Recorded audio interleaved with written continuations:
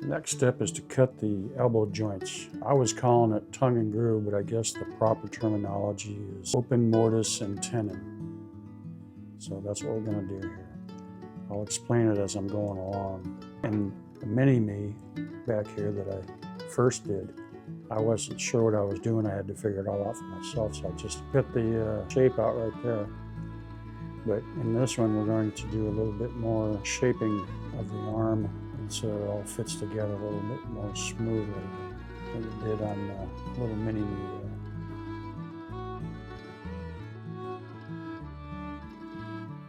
One of the things you want to do first is carve this little ledge. This is the back of the elbow. The upper arm will also have one of these that will meet right there, and that will prevent the arm from moving backwards. You only want it to go forward. So the upper arm will hit against that and stop up the rear motion.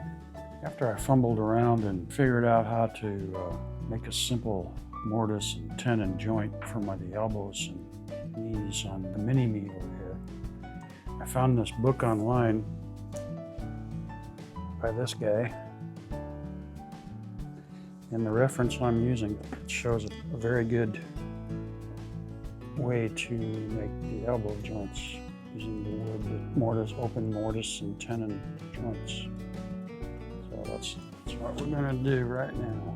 We've already started on the back of the elbow. Got this little ledge out here, and that serves as a stop to keep the elbow from bending back. And you'll have, on the upper arm, you'll have the same thing. You'll have something that meets up with it right there, and that prevents it. You only want it to move forward, you don't want it to move back. All right, two things I want to note here. First, I've got the shape here coming up to this part here.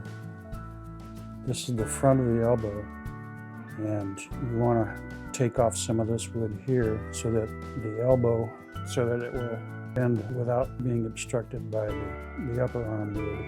Second thing is, I got in a hurry when I was cutting this thing out on a jigsaw or bandsaw, and you can see where I didn't cut off enough on this side, but we can make that work because it doesn't need to be all that wide, maybe from there to up there, maybe even more than I need there, but I need to trim this off here. I drew the pattern on this side, so I think I've got enough shape here that I can go ahead and cut this down.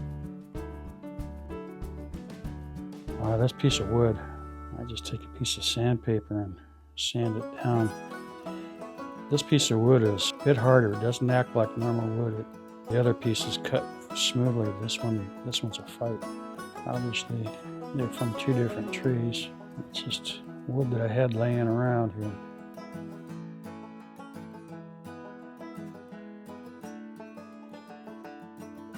So I've got it cut. I'm not sure if I should make that a little bit narrower, or if I should just go with that. Being basswood, I want it to be as durable as possible, and if I cut it too thin, then it might snap off. So I think we'll just go with this. I don't think it's too wide.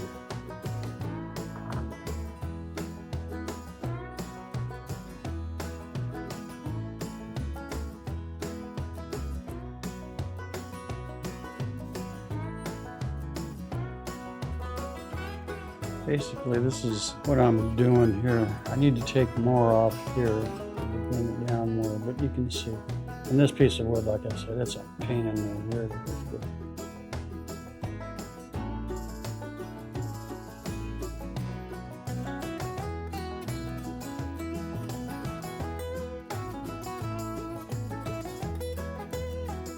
This is the first time I've cut this type of joint. I'll make adjustments when we start fitting together. I'm going to leave plenty of wood up here. I'm not going to drill a hole yet. I'm going to wait to see how far up inside the upper arm that this will insert. Got a good start there. Let's go do the second one. I hope that one's a little easier to carve.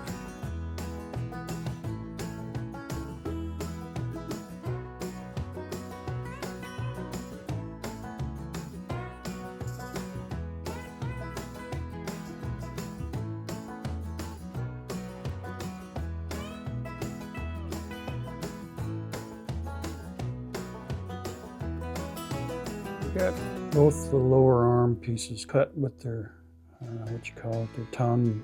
And on this one, I've gone ahead and done a quick estimate on where I'm going to place, drill the hole for the pin. And I've decided I'm going to take off some more of this so that I don't have to cut too deep into this sort of slot.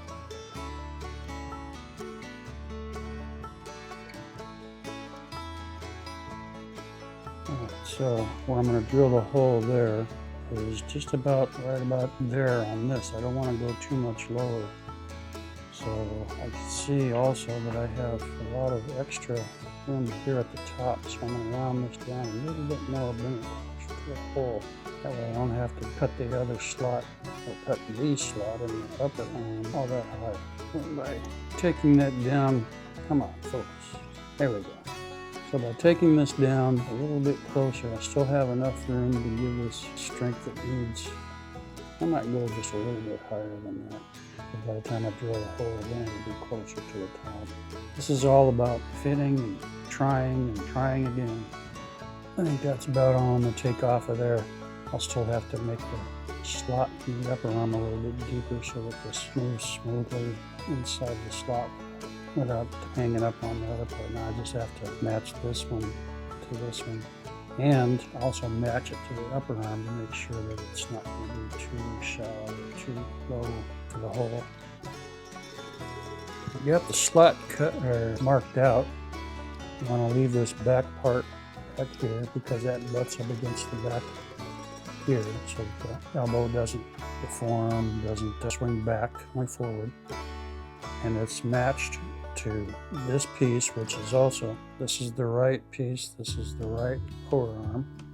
Make sure that you've got the right piece because I keep doing that. I keep mixing them up and I have to do a little reshaping and stuff. So I just cut this slot out, go down and out. This is the front. Come out the front so that the arm has enough there to swing up. Yeah, see, this is working a lot better than the first time I did it. Like I said, I didn't know what I was doing. I had to try to figure it out for myself. The fun part of doing this is that you don't have plans that tell you how to drill here and drill there, cut there. You have to figure it all out for yourself.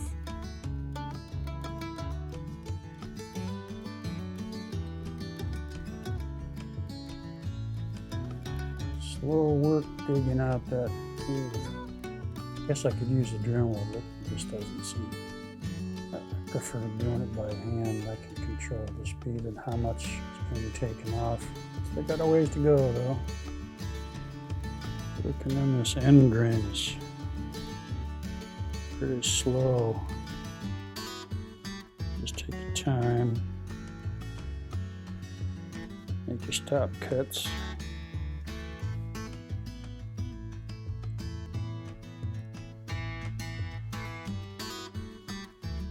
No, I just said I'd want to cut this out using just hand tools, but this tiny thing and it's so hard on the end grain here, my hands just can't handle it. So I had to get me another bit, ran up to the hardware store and got me a bit for my Dremel.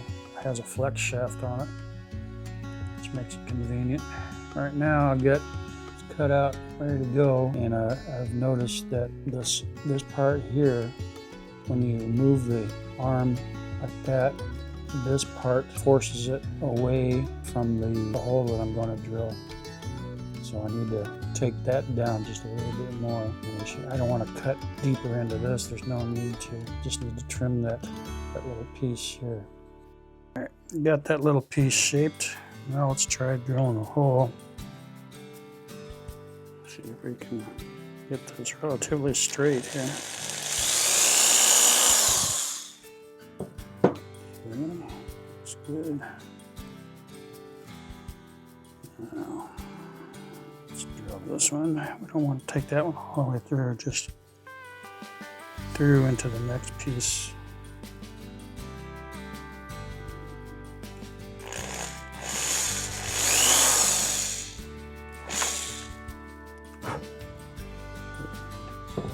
Looks good. Let's put a pin in it and see how it comes out.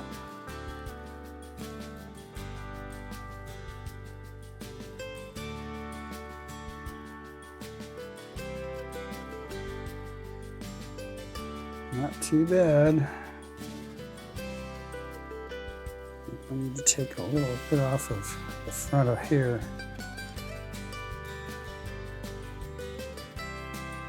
I think we'll have, yep, see that groove? I like this joint better than the first one I made. Oops, that's going on right there. Okay, so let's do that. Let's just clean that up a little bit there. And that should, actually it doesn't really need to come up much further than that anyway, I don't think. We'll clean it up just a little bit anyway.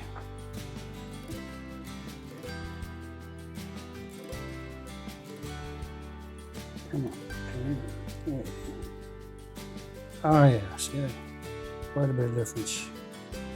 And that comes all the way up, goes all the way back, comes all the way up. I'm happy. Now to do it the same thing to the other one. Got it all marked out. I can start removing the wood. I'm going to do it a lot faster now with the Dremel.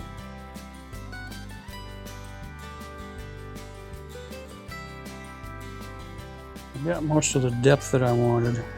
I got a lot of the wood cleaned off, and the reason I didn't jump onto the Dremel in the first place, because it has a tendency to take off and go wherever it wants to. So if it slips and comes out here like here, you can't hardly see it now because I've already cleaned it up. But here it jumped out and hit there, so that's not a big problem. It's going to be down underneath. I can clean that up a little bit anyway, but that's the main reason. The other reason was I wanted to do it all by hand, but my old hands, I'm trying to squeeze this thing and trying to squeeze the tools. My hands just can't take it anymore. It hurts. I think I'm ready to start drilling the hole for the left arm now. Left elbow. Okay. Now I gotta mark it out on this side. One thing I like to do is I put the pins on the inside of the arm.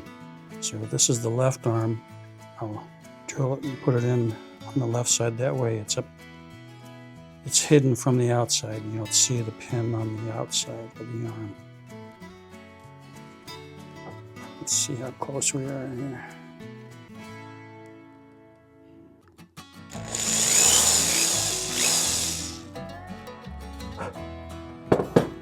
See how that works. All right, we're in, but I still got some trimming to do up here.